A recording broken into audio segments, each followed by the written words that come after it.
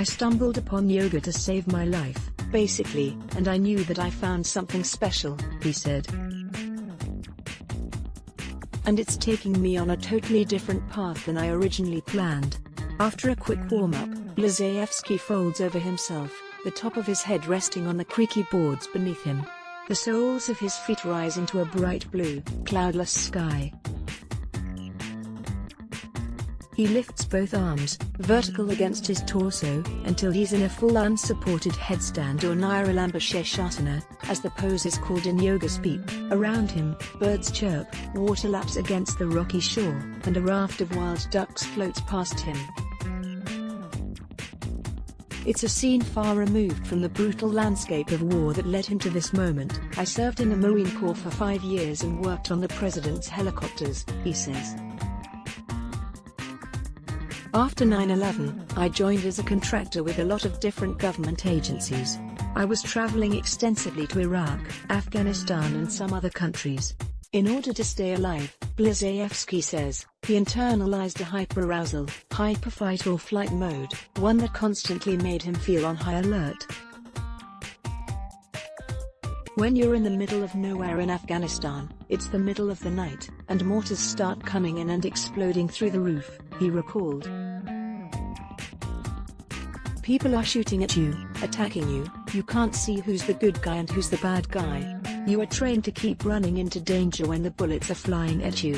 For 4 years, he says, the stress kept piling up. He would return home to DC after months in war-torn countries, unable to switch off his fight-or-flight response. To cope, Blazayevsky turned to his passion for long-distance running and marathons. I'd do that alone, he said, wanting to spare his family and friends from the dark thoughts circling his mind, my anger issues and my reactivity and the stress from war. It was happening more and more. No more running. A mortar came through the roof, Blazayevsky recalled of the night he was forced to stop running. He was in Afghanistan, working as a satellite engineer. We came out, and I tripped and hurt my ankle, he said. The next day, we had another explosion.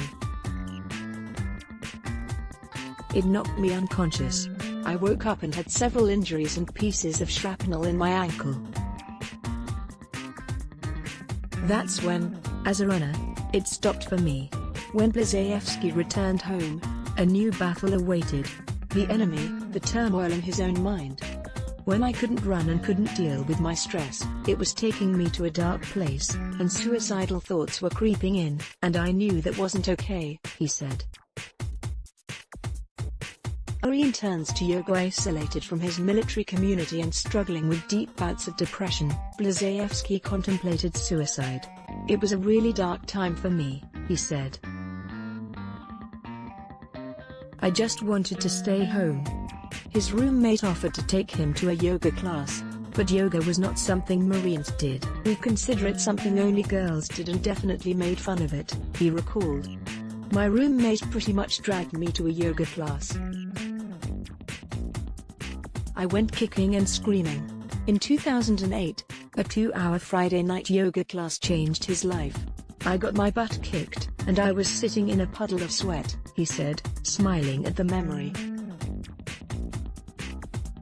But it was during Shavasana, a rest pose usually done at the end of practice, when Blazayevsky understood what yoga could do for him. I felt just relaxation for the first time in over a decade, he said.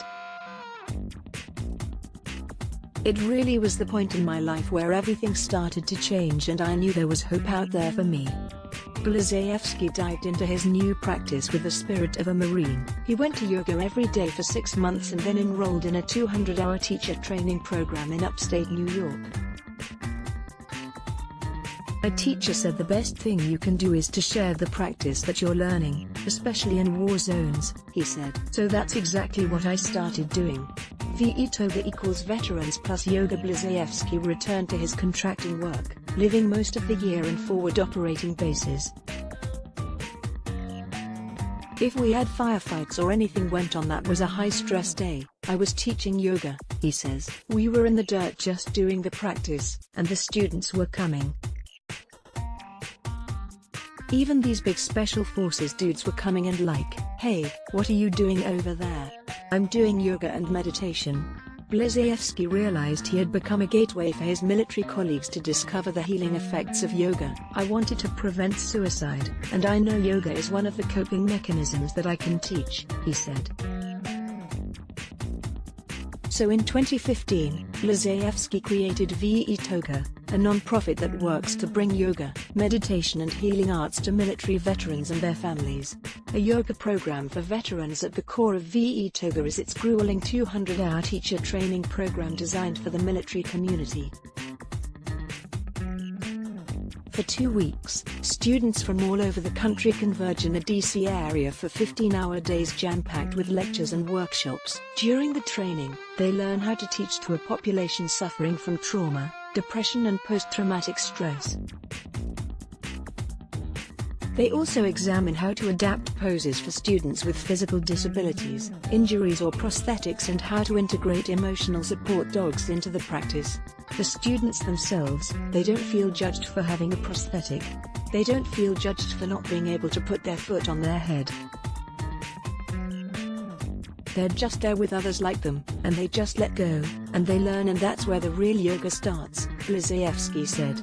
A military community Navy veteran Bernadette Kilser has been practicing yoga since 2000 and now attends one of Blazayevsky's classes. Her yoga practice, she says, has helped her deal with trauma and resulting weight gain. But when she found VE Toga, it became about being part of a community. "It doesn't matter if you got off of active duty yesterday or 30 years ago," Kilser said. "Meet a fellow veteran, and you have this instantaneous connection, and that's what makes this program so special." Blazayevsky's new mission is to have VE Toga programs in all 50 states within the next 5 years. "My life has changed for the better, and the more people I help, the better I feel about myself," he said. Seeing these people, hearing their stories of how yoga saved their life over and over again, it keeps my flame lit, and it keeps me doing what I'm doing.